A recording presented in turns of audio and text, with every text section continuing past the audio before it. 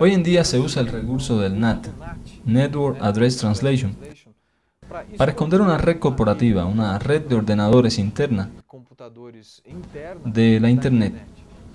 El programa NAT esconde tu red, esconde el lugar donde están tus máquinas de trabajo, las estaciones de tus usuarios, de forma que no se pueda acceder a ellas desde fuera, desde Internet. Y muchos cortafuegos implementan lo que conocemos como DMZ, o sea, zona desmilitarizada. Como se trata de otra área, sería en realidad otra placa de red que sale del cortafuegos, en donde están los servidores a los que deben tener acceso los usuarios de fuera del Internet. Quien está en la Internet puede acceder a esos servidores, incluso pasando por el cortafuegos. Es el caso, por ejemplo, del servidor de email, el servidor de páginas, el servidor de la web, o el caso del servidor de FTP y a veces algún servidor de SQL público. Las técnicas que veremos ahora van a posibilitar que descubramos reglas de filtrado del cortafuegos para la DMZ, porque la DMZ normalmente no usa NAT. La DMZ normalmente, los ordenadores que están allí, los servidores que están allí, tienen direcciones IP válidas, direcciones IP a las que puedes acceder por Internet. Los ordenadores que están en tu red interna y que están siendo filtrados por NAT, a esos no se puede acceder. En otra videoclase podemos ver cómo acceder a esos ordenadores. Tendremos que invadir algún ordenador periférico, algún ordenador que esté en la frontera entre las dos redes, la Internet y la red interna. En este caso normalmente es el propio cortafuegos. Para conseguir invadir esa red interna, ahora vamos a ver las técnicas de las que disponemos. Para conseguir invadir, para conseguir determinar cuáles son las máquinas que están conectadas a la DMZ, lo primero que hay que hacer es determinar el camino entre la máquina del invasor y la máquina que el invasor quiere invadir. Si hay un cortafuegos en el medio del camino, ese cortafuegos atravesado, digamos, por ejemplo que queremos invadir la máquina de fulano, si el invasor quiere llegar a la máquina de fulano, ese cortafuegos se le atravesará en el camino, estará en el medio. Puede ser un salto, dos saltos antes. Vamos a ver entonces el comando tracerroute, con el que resulta relativamente fácil encontrar la ruta hacia determinada máquina. Aquí estamos usando un sistema operativo Linux. Puede ser una distribución cualquiera, Red Hat, Debian, la que tú prefieras. O puede ser FreeBSD, Solaris, AX, cualquier Unix. Como el Linux es más popular, es el que tenemos instalado aquí. Algunos de nuestros experimentos los podemos hacer en Windows también. Todos estos experimentos serán por línea de comandos. Incluso en Windows serán por línea de comandos. Es cierto que hay herramientas con interfaz gráfica que sin duda son más bonitas, pero la línea de comandos nos da mucho más poder de fuego. Bien, en nuestro Linux vamos a abrir un terminal y vamos a escribir el comando tracerroute para determinar la ruta entre esta máquina aquí y una máquina cualquiera de Internet. Por ejemplo, el servidor de Digerati. Vamos a poner tracerroute, es muy simple, solo tracerroute y el nombre de la máquina de destino. El comando va a examinar todas las máquinas que están en el medio del camino entre la máquina invasora y la víctima y nos va a proporcionar una lista con todas esas máquinas.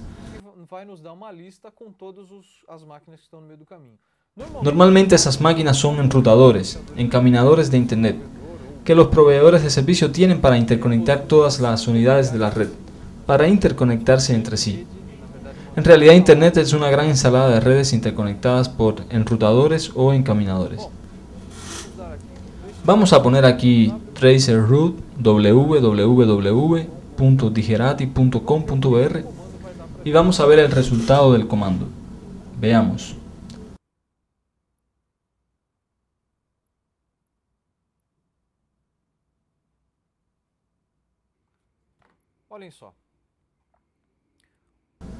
Lo que el comando nos ha dicho es que hay 12 saltos, o sea, además de la máquina de destino, el blanco, que es el servidor donde se hospeda la página de Digerati, hay 11 encaminadores más, porque el salto 12 es el salto entre el último encaminador y la máquina blanco, la máquina a la cual estamos atacando. Entonces tenemos 11 encaminadores, u 11 ordenadores, u 11 gateways o pasarelas, como quieras llamarlos, entre la máquina del invasor y la máquina blanco, que es el sitio de Digerati. Muy bien, ya sabemos cuál es la ruta, cuáles son las máquinas por las que nuestros paquetes pasan para poder llegar hasta allá. Algo interesante que siempre aparece en esa lista que nos arroja el comando traceroute es que el primer ordenador que aparece en la lista, el primer salto, es tu propia pasarela de internet, o sea, la máquina, el enrutador que conecta tu propio ordenador a la internet. Si estás en una red corporativa, una red que se conecta al internet mediante un encaminador simple, y dentro de esa red usas los números inválidos, o para ser exactos, aquellos números no enrutables en internet, vas a obtener uno de esos números, el número interno del primer salto, que es el número de la interfaz de red de aquel encaminador que conecta tu red interna a internet. En nuestro caso aquí, nuestro encaminador es 192.168.1.161, que es una dirección de red interna. Esta es la dirección de nuestro enrutador, que es el que está más cerca de nosotros. El salto 11, que es el salto anterior a la máquina destino, que es el servidor web de Digerati, es muy probable que sea el encaminador de ellos, del proveedor donde está instalado el servidor de Digerati. Si esa máquina es el encaminador, es alta también la probabilidad de que esa máquina sea la pasarela. Ojo, es alta, pero eso no quiere decir que lo sea realmente. Es eso, probable.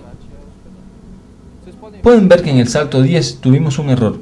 A pesar de que el programa trató de examinar esa máquina, no pudo. Y sin embargo lo logró en el salto 11. Eso puede deberse a varios motivos. Puede ser que el enrutador del salto 10 haya sido configurado para no devolver mensajes de ICMP. Y entonces nuestro traceroute no tiene cómo determinar su dirección de IP. Puede ser que esté mal configurado, o que se haya producido simplemente un error en la red, o cualquier otra razón. La cosa es que los saltos intermedios, a pesar de que pueda ser bueno, por curiosidad, saber por dónde transitan los paquetes, la cosa es que ellos no son tan importantes para nuestra actividad en sí, que consiste en tratar de determinar las reglas de filtrado de cortafuegos. Y en nuestro caso, si hay un cortafuegos ahí donde el sitio de Digerati está hospedado, lo cierto es que no está filtrando mucha información. Pero podemos ver otro ejemplo donde el filtrado es mucho mayor. Se trata de un bloqueo del cortafuegos que no nos permite saber qué es lo que hay detrás de él. No nos deja saber cuál es la topología de la red que está por detrás, a pesar de que nos permita entrar. Un ejemplo de eso nos lo da el sitio de Microsoft en Estados Unidos. Este sitio está protegido por un cortafuegos. Y aunque nos permite el acceso, nos permite conectarnos al sitio y navegar por sus páginas, no nos da la posibilidad de hacer más nada. No nos permite dar un comando ping para descubrir si el servidor está en el aire. No nos permite dar un traceroute para determinar lo que hay por detrás, etc. O sea, es más o menos restrictivo. Vamos a dar ese mismo comando en el sitio de Microsoft.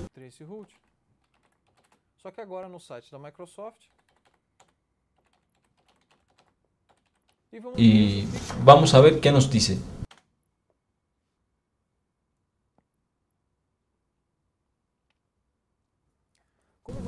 Como pueden ver, a partir del salto 18, nuestro traceroute no nos da más resultados.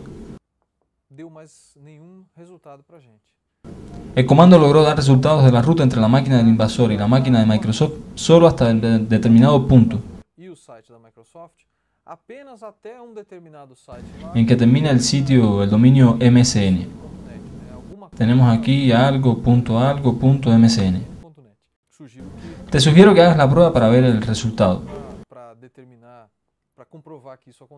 A partir del salto 18, sin embargo, el comando no detecta más nada, y el programa va hasta el salto 30 sin lograr determinar nada. ¿Por qué sucede esto? Esto pasa porque en el propio salto 18, en aquel encaminador que sigue al 17, que es el último que vemos, hay un encaminador que no permite que hagamos traceroute o ping de ahí hacia adentro, incluso contra el mismo. Es decir, las reglas de filtrados cambian aquí. Tenemos entonces, si queremos determinar cómo es la red ahí adentro, después de pasar ese cortafuegos. Tenemos que usar otro artificio. El programa tracerroute usa mensajes UDP para llegar hasta el encaminador y luego usa los mensajes ICMP que el encaminador le remite a la máquina que le envió el tracerroute para determinar el número IP de aquel encaminador. Es obvio que un administrador de red, un administrador de seguridad que se precie, va a bloquear las respuestas ICMP que salgan de su cortafuegos, porque esas respuestas de ICMP pueden ser usadas por invasores, por hackers, para determinar las reglas del cortafuegos y la topología de la red que está por detrás del cortafuegos, que es lo que vamos a hacer nosotros. Nosotros vamos a usar esos mensajes ICMP, que es lo que el encaminador nos da. Podemos usar otro tipo de tracerroute, que en lugar de usar paquetes UDP y esperar mensajes ICMP, use paquetes TCP. Como la mayoría de los cortafuegos permite el paso de paquetes TCP y bloquea otro cualquiera, y permite la salida de paquetes TCP, porque las máquinas que están dentro del cortafuegos tienen que responder a quien se conecte a ellas, de modo que los paquetes tienen que salir. Entonces lo que vamos a hacer es usar esta variante de tracerroute llamada TCP tracerroute. En dependencia de tu variante de Linux, puede que ya tengas el paquete o que tengas que instalarlo. En Debian, por ejemplo, das el comando apt-get install TCP tracerroute y se instalará mágicamente en tu sistema. En otros sistemas como Slackware, Red Hat, etc., hay otras formas de instalación y a veces ya el paquete está instalado. Si tu distribución no trae el paquete tracerroute compilado, vas a tener que compilarlo e instalarlo. Aquí nosotros tenemos el paquete TCP tracerroute instalado en nuestro ordenador invasor. Vamos a disparar el programa contra el sitio de Microsoft de nuevo y veamos qué nos dice.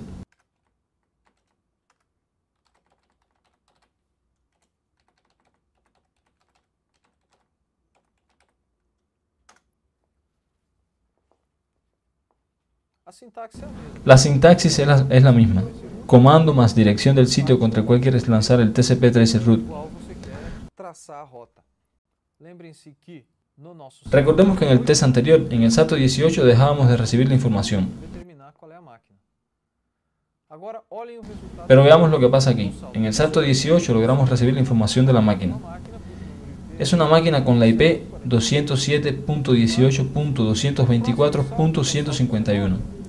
El próximo salto, que es el 19, el último de nuestro tracerroute, nos muestra el IP de la máquina que hospeda el sitio de Microsoft. Es el número 207.46.236.29. En realidad sabemos que el sitio de Microsoft se hospeda en varias máquinas que actúan en conjunto, usando un DNS dinámico. Así que lo que vemos aquí es solamente una de las máquinas. Si hacemos la prueba otra vez, tal vez seamos reencaminados hacia otra de las máquinas. Pero bueno, lo importante es que logramos burlar el cortafuegos y descubrir una ruta hacia una de las máquinas y la IP de una de las máquinas. Si tenemos esa información en nuestro poder y tenemos una idea del número de la red que queremos invadir, en el caso de la red de Microsoft, el número de la red es 207.46.236.0. Supongo yo que ese es el número, ¿no? Para saber por qué asumo que es 0, estudia los fundamentos de TCP/IP y verás cómo determinar el número de la red. Bien, ya sabemos el número de la red. Ahora solo nos queda probar con el propio TCP tracerroute todas las direcciones de la red, desde 207.46.236.1 hasta 207.46.236.254, que es la última dirección de la red, a fin de saber qué máquinas están en líneas, cuáles no existen, y sobre todo, si en el salto anterior, que es el salto 18, el número de la IP cambia. Si la IP cambia, eso quiere decir que estoy pasando por otra subred. Con esos números en la mano, entonces, veremos más adelante cómo relacionar todos esos números entre sí, cómo relacionar las máquinas entre sí, para saber cuál es el vínculo entre ellas, y el vínculo entre ellas y el cortafuegos.